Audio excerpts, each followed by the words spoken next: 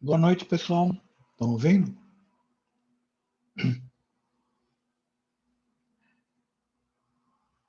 Boa noite. Boa noite, professor. Tranquilo? Boa Tudo noite, bom? professor. Como é que vocês estão? Boa Tranquilo. noite. Bem, graças a Tranquilo, né? Deus. Boa noite. Voltamos a estaca zero, né? Na pandemia. É o looping de 2020, né, professor? É. É o retorno. É o pandemia 2, o retorno.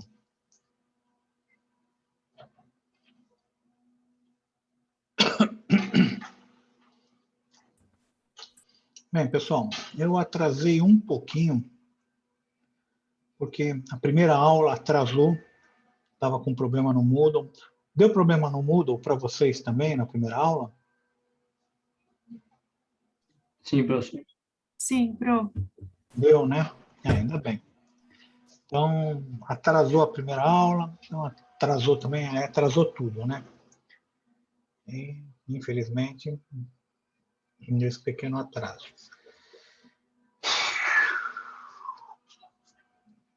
Bem,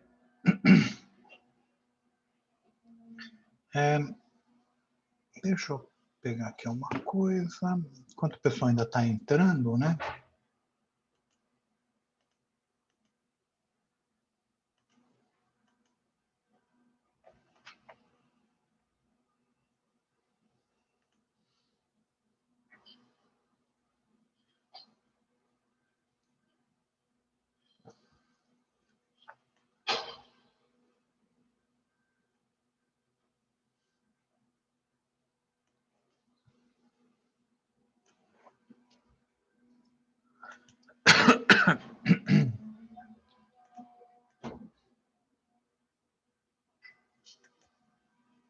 Bem, compartilhar a tela. Primeira coisa que eu tinha que falar, pessoal, é o seguinte. Projetos integradores, tá? Então, eu coloquei aí no Moodle, na minha aula, né? A tabelinha de projetos integradores que a gente tem esse semestre. A engenharia de produção está com 15 projetos integradores para todos os gostos, né? Eu gosto de sistema, legal. Tem Python aqui, otimização com Python. Sei lá, eu queria suprimentos, né? Supply chain, então transformação digital na cadeia de suprimentos. Tem bons projetos integradores aqui, design think, pensamento sistêmico, consumo e produção, economia circular, Lean Six Sigma. E eu e o Augustinho, nós preparamos 2 projetos integradores, tá?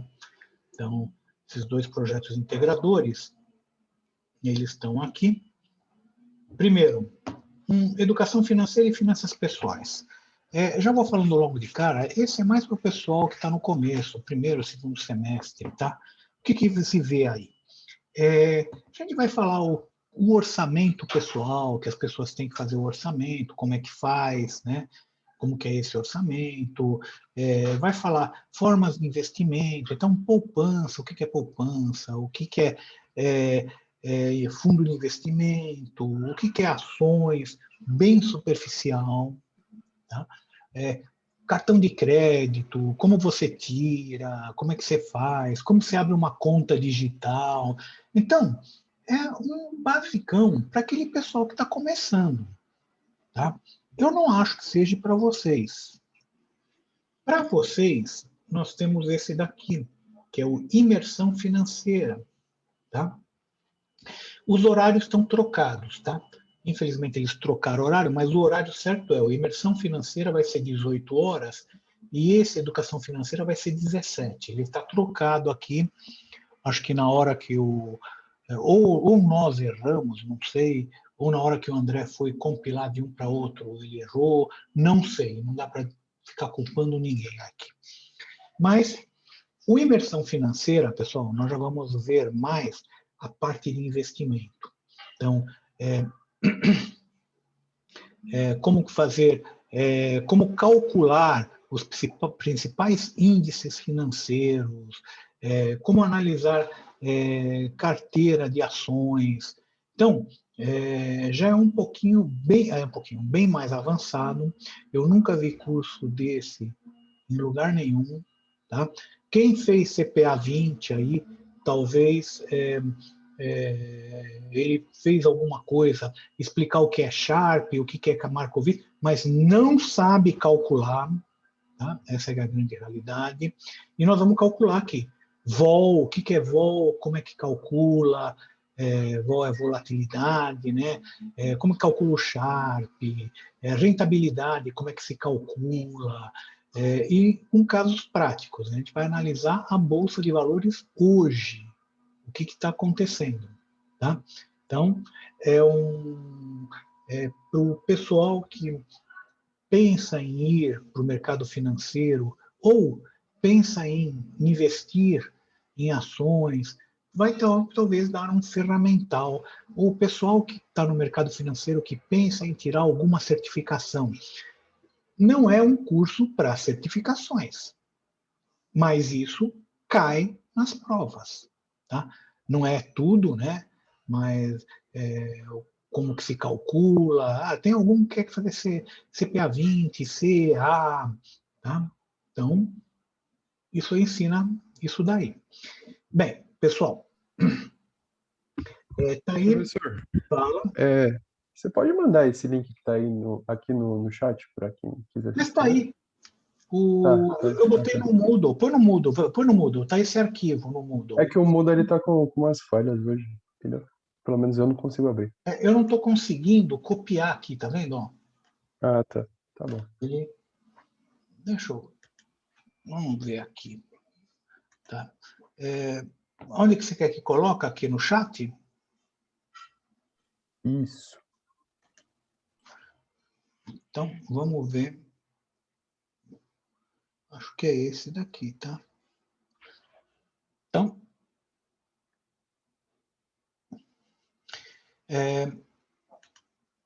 Então é isso, tá, pessoal? E eu, na primeira turma, tá, pessoal? Eu parei um pouquinho a aula, tá? E eu mostrei um estudo de caso real. Não sei, vocês querem ver um estudo de caso de análise de investimento real? Vocês estão interessados? A gente parar uns 15, 20 minutinhos para discutir? Sim, sim. Sim, professor. Só vocês dois Sim. ou tem mais gente interessada aí? Sim, Não, professor. professor, pode falar aí. Tá. Então, deixa eu contar primeiro a historinha, tá? A historinha é a seguinte. O Mackenzie está mudando o fundo de previdência dos professores. Então, talvez alguns professores tenham comentado isso, né? Ou quem tem pai ou mãe que trabalhem aqui no Mackenzie, deve também já ter comentado isso daí. E o Bradesco, ele propôs 4 fundos para os professores. Então, cada um escolhe de acordo com o seu perfil. Tá? E o pessoal, os professores, começaram a me perguntar, vários professores, inclusive do semestre, aí, que vocês têm aula, né? Também me perguntaram, alguns me perguntaram. Eu com o Augustinho, nós trocamos algumas figurinhas também nessa avaliação. E a grande pergunta, pô, o que é? Qual que eu entro? O que eu faço? Então vamos dar uma olhada. Primeiro vamos ver quais são os fundos. São os fundos do Bradesco. Esse azulzinho. Vocês estão vendo a minha tela, pessoal? Sim, professor. É o renda fixa Creta do Bradesco. É tudo fundo PGBL, VGBL, ou seja, são fundos de investimento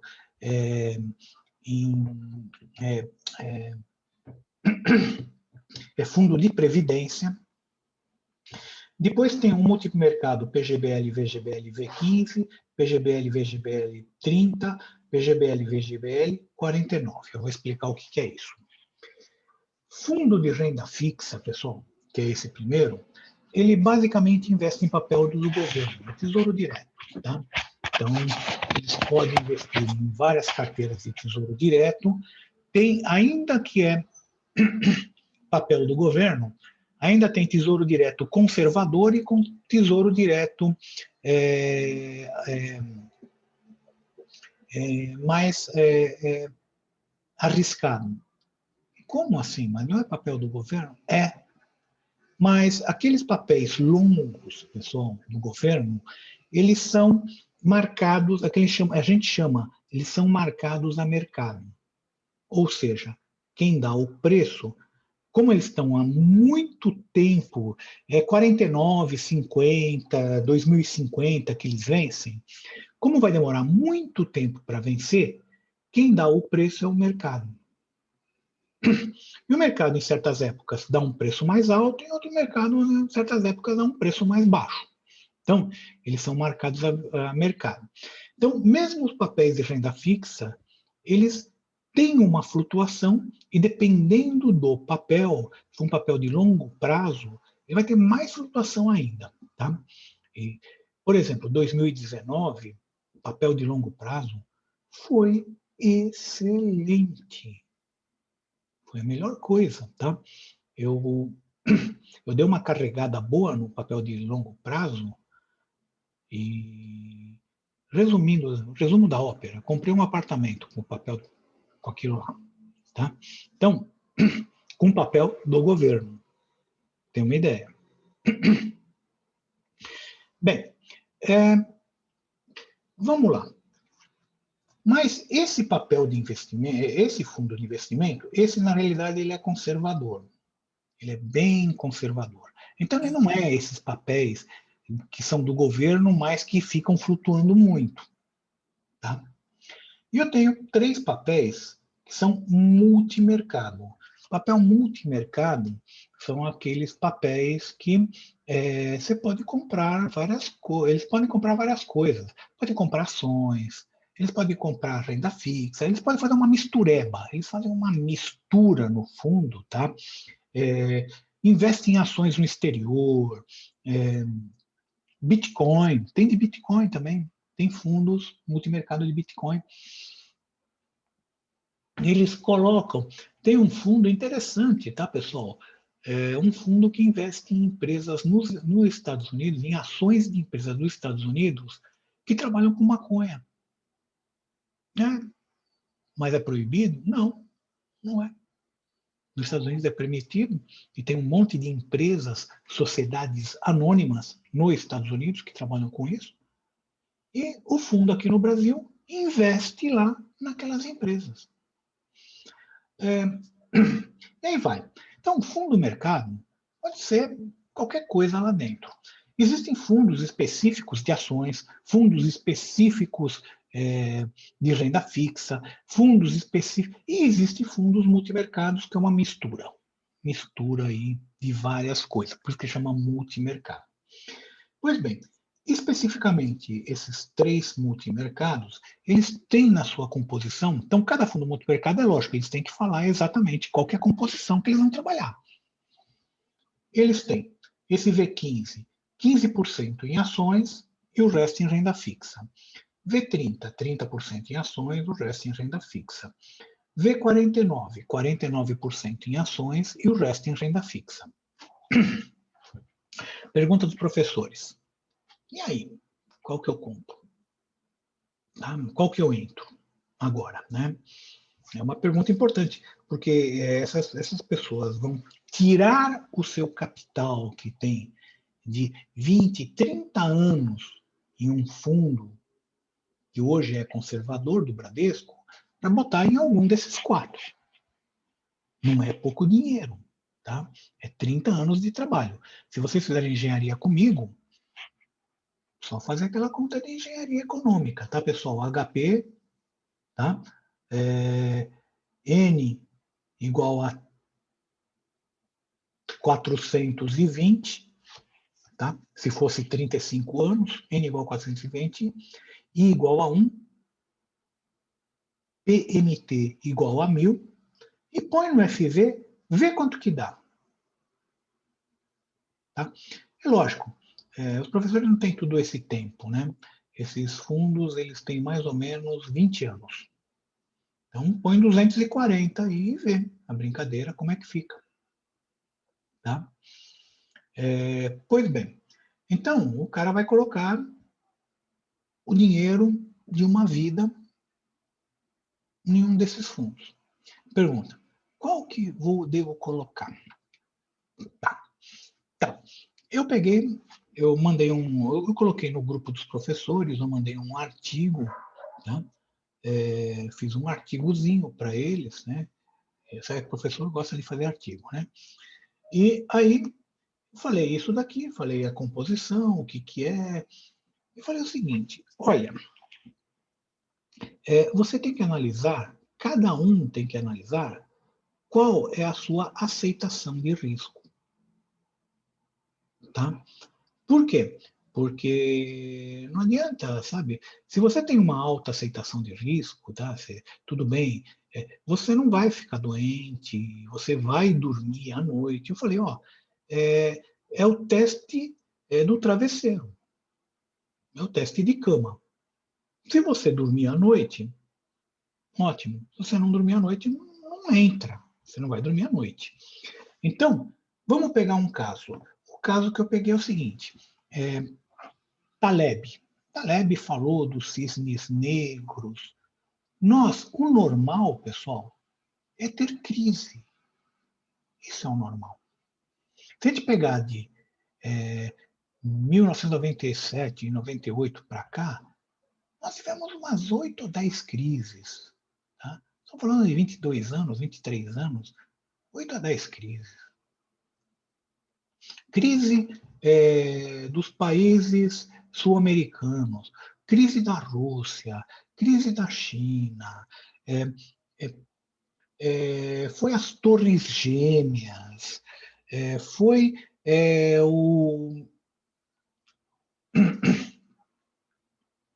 recentemente o subprime, tá? Lá nos Estados Unidos, e aí vai, coronavírus, baita de uma crise, tá?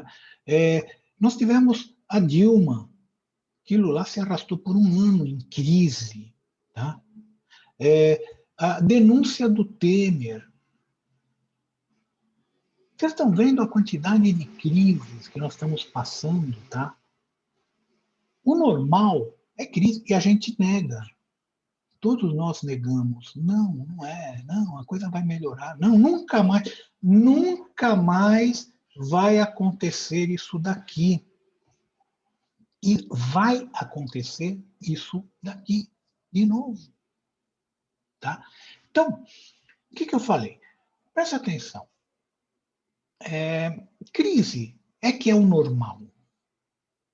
O anormal é tudo tranquilinho, bonitinho. Então, numa crise, vamos pegar essa crise do coronavírus. A crise do coronavírus, tá, pessoal? Em relação ao mês em que ainda não estava aqui em crise, tá? Então, 19/2. 19/2 foi o marco, assim, ó. 19/2 de 2020. Não estava em crise. Ela começou no dia 20/2. 20/2, ó, já passou de 19/2 para cá, 20/2. Já começou a queda, tá? Há exatamente um ano atrás isso aqui. Essa brincadeira aqui caiu 50% da bolsa. Olha, por que eu falo de gestão de risco? Você tem que ver. Eu tinha um amigo, né? Pra vocês terem uma ideia, eu fui padrinho de casamento dele. Cara muito bem de vida, ele era diretor da IBM, ele se aposentou, pegou uma bolada. Ele era um grande investidor, tinha muito dinheiro em bolsa.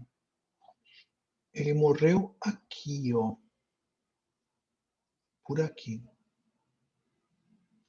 De Covid? Não, do coração.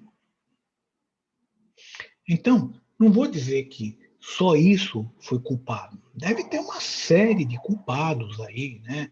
Desde colesterol alto, ele era gordo, e aí vai.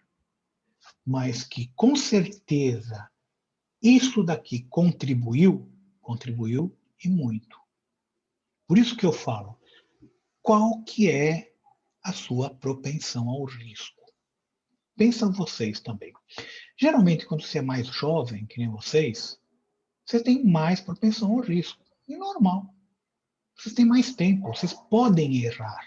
Vocês têm tempo. Se errar e perder tudo, você consegue se recuperar. É questão de tempo. O problema é os velhinhos, né? O velhinho não tem muito mais tempo. Tá? Então, você não pode errar. Você tem que... Bem, partindo do pressuposto que esse foi uma das maiores crises que nós já tivemos, não estou contando aquela crise de 1920, né, a Grande Depressão, não estou contando lá. Mas dessas crises modernas, essa foi a maior das crises. E a Bolsa caiu 50%. O que aconteceria? Renda fixa, não ia acontecer nada. Esse fundo V15 ia perder 7,5%. V30 ia perder 15%. E o V49 ia perder 24,5%.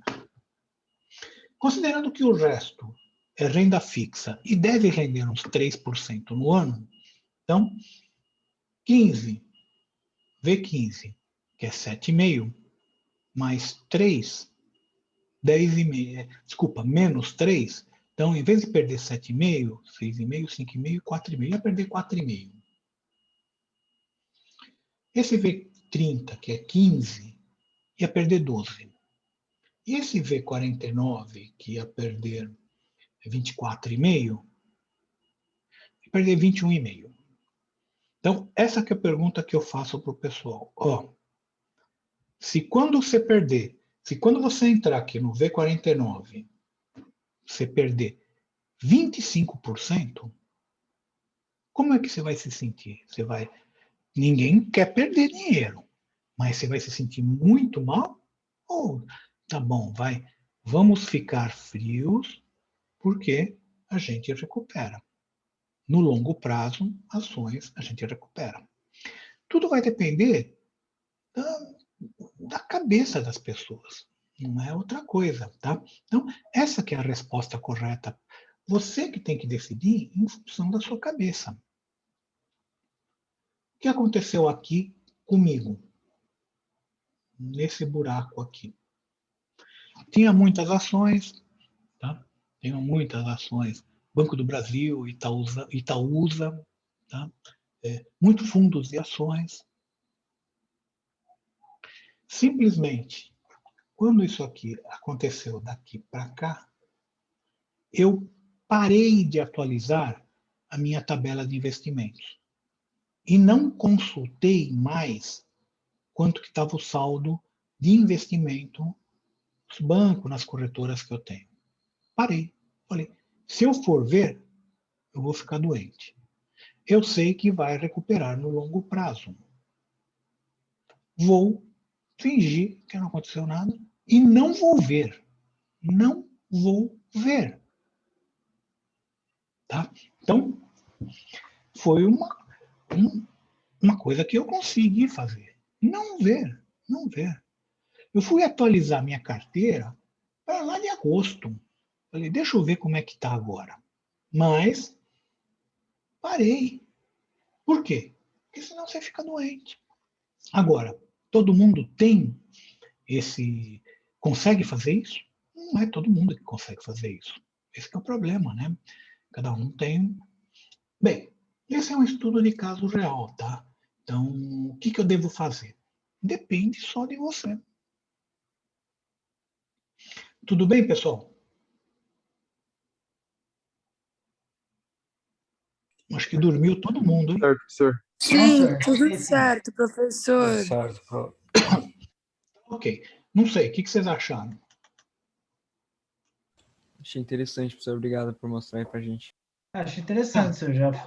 Já foi muito. Bom, eu acho que, Isso professor, já quando uma foi pessoa se investe em fundo de previdência, ela pensa no longo prazo, né? Por conta também, tipo, se for ser progressivo ou regressivo. Então, eu acho que a pessoa pensa no longo prazo. E se ela Sim, não está pensa sim. pensando no longo prazo, é melhor, tipo, ela fazer um investimento em prévio e progressivo do que regressivo. Sim, sim. O que a colega está falando é o seguinte: o progressivo, tá? O regressivo, o imposto de renda vai caindo com o passar do tempo. O progressivo não, é o mesmo imposto que a gente paga normalmente, mas o regressivo ele vai caindo. E a máxima queda do imposto é com mais de 10 anos. Com 10 anos, ele passa a ser 10%. Então, você deixa de pagar hoje 27,5% e vai pagar 10% lá no final. Então, é aquilo que a colega falou, exatamente. Para quem for investir a longo prazo, o melhor é o regressivo nesses fundos de fundos de investimento de Previdência. Previdência. previdência, tá? Agora, e tem outra coisa também, tem aquilo que é PGBL e VGBL, tá? A diferença entre os dois é que o PGBL, você pode realmente fazer isso que eu estou falando. Você desconta até 12% da sua renda bruta e pode colocar no PGBL. Então, você deixa de pagar imposto agora, 27,5%, para pagar 10% se você ficar 10 anos. O VGBL não. O VGBL ele não desconta do imposto de renda. Então você vai ter que pagar imposto de renda, mas é só sobre os juros, não é sobre não incide sobre o principal. Mas ele também tem essa progressivo e regressivo. Então você pode pagar sobre os juros, se for progressivo, a tabela do imposto de renda.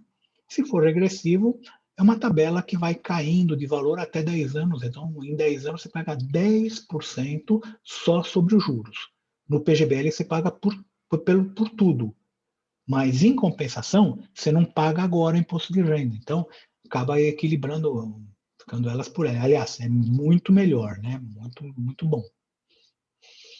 Bem, isso eu acho que o professor de engenharia econômica deve ter falado para vocês, ou não?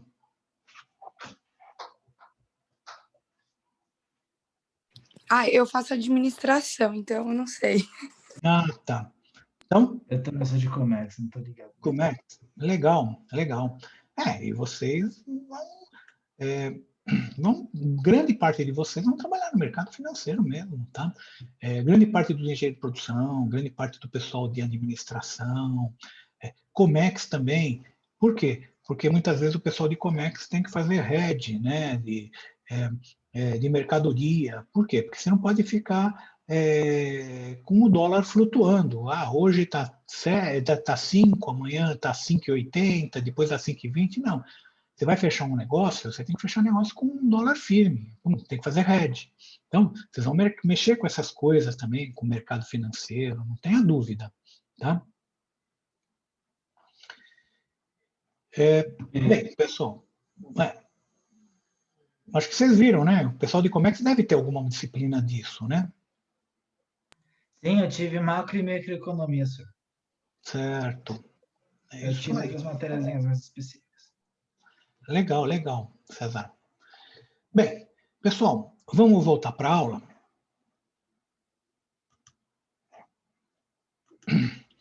Então, eu me dei esse trabalho a vocês, falei, pô, deixa eu, de vez em quando, sair um pouquinho da aula, tá? Porque se a gente fica só aqui na aula, teoria, exercício, teoria, exercício, exercício, exercício, teoria, pô, e na prática, e a vida real, como é que é? Então, é para vocês verem um caso real, né? Isso aí é um caso real que a gente estava resolvendo essa semana passada. Semana passada estava um perereco entre os professores. Se vocês perguntarem aí para algum professor de vocês, da administração também, tá, pessoal? Tá um Professor, perereco. eles queriam saber esses fundos do Bradesco em específico? Porque foram esses que foram oferecidos para a gente. Ah, tá, entendi, pô. Isso aí, Não é que eles escolheram esses. tá, beleza. Então, É que a seguradora, porque fundos de previdência é seguradora, a seguradora do Mackenzie é o Bradesco, e o Entendi. Bradesco ofereceu esses 4 para a gente. Entendi, E professor, é obrigatório investir? Tipo, você não, nesses fundos você não pode fazer portabilidade? Se você fizer portabilidade, aí o Mackenzie não ajuda, não entra com a grana deles. É que você tem aquela. Eles duplicam tua ordem, né? Até 20 mil Isso. reais, eu acho. Tá, por isso mesmo, dá o benefício. Eles dão um benefício. Sim. Então, a gente perde o benefício. Então, você pode portar, mas aí você perde o benefício. Então, como a gente não está picando dinheiro, né, jogando dinheiro fora, deixa por enquanto no Bradesco. É lógico, no Bradesco, a única coisa que eu trabalho com o Bradesco é com isso, é o fundo da Previdência. Porque Ufa! as taxas, Bradesco e Itaú cobra taxa de administração muito alta. Tá?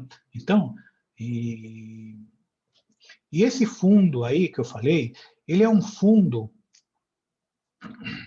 já que já estamos nessa, não vai dar tempo de falar aula, então vamos. Ô, professor, deixa eu fazer uma pergunta, só sair um pouquinho do tema. CEA, CPA 20, dá pra pedir hora extra? Hora extra não, de hora complementar aqui no Mackenzie com esses certificados?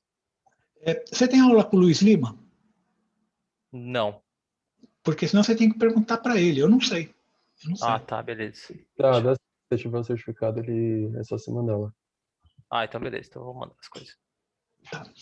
Então, reparem uma coisa, esses 3 fundos aqui, eles são exatamente o Bovespa, mas exato, com amortização. O que significa isso? Esses fundos, o nome deles é Fundo de Investimento em Cotas de Fundos de Investimento, ou seja, eles compram cotas de fundos de investimentos. Eles não investem eles mesmos em ações ou em renda fixa, eles compram cota. Vai ter algum fundo master. Esse fundo master, ele acompanha exatamente o Bovespa. Como acompanha? Ou ele faz uma carteira igual do Bovespa, ou ele trabalha com opções de índice Bovespa para tentar acompanhar exatamente o índice Bovespa. Mas esse fundo master, nesse caso, que acompanha um índice, a gente chama de fundo passivo. Passivo por quê? Porque ele não tem um esforço para analisar as ações. Se o Bovespa tem 10% de Petrobras, ele compra 10% de Petrobras. Não quer nem saber. Ah, Petrobras está ruim agora, porque não sei o quê. É 10% Petrobras. É 10%. Então,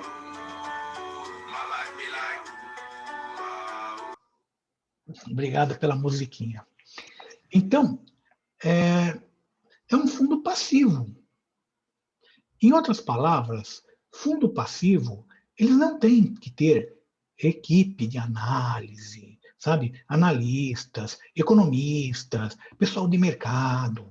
Eles vão ter que ter back-office, basicamente isso, para fazer as ordens de compra e venda, se for ações, ou então ver quanto que eles têm que comprar em opções para pegar a variação. Basicamente isto. Então, aquilo que eu falo, eles não podem cobrar uma taxa de administração muito alta, eles cobram 2%, eles não têm grande trabalho. Uma taxa de administração para isso, eu acho que 1% estava muito bem pago e olhe lá.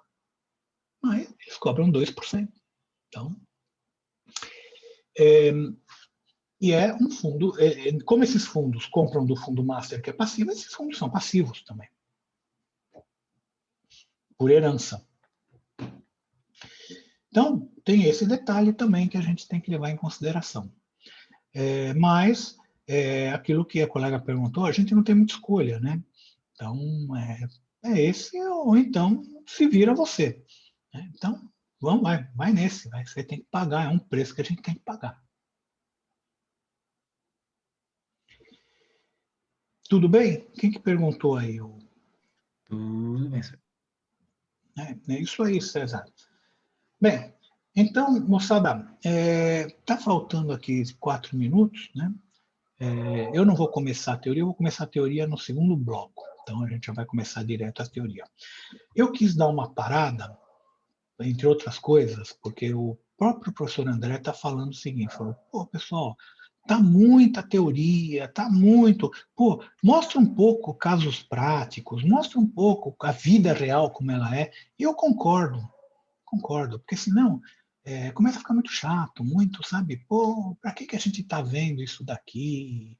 Pô, para que é custo? Custo entra aqui? Lógico que entra. A composição dos preços das ações, o analista vai ver o custo. Ele vai ver o CPV lá. Como é que está o CPV? Qual a quantidade fabricada? Ele vai dividir a quantidade fabricada pelo CPV, vai ter um custo médio. Ele não sabe exatamente quanto é, mas ele tem uma noção. O analista de mercado vai entender isso daí, vai ver isso daí. Então, pessoal, tudo isso aí faz parte da nossa vida. Não é, custo, hein? Deixa para lá, isso aí eu estou vendo. Não, você vai usar. Você acaba usando. O pessoal que vai para planejamento, controle e produção vai ter que administrar custo. Basicamente, todo custo é da produção. Quem vai ter que administrar? O PCP. O PCP é o dono dessa herança aí, essa herança maldita toda, ele tem que calcular tudo, passar tudo para a contabilidade. Bem.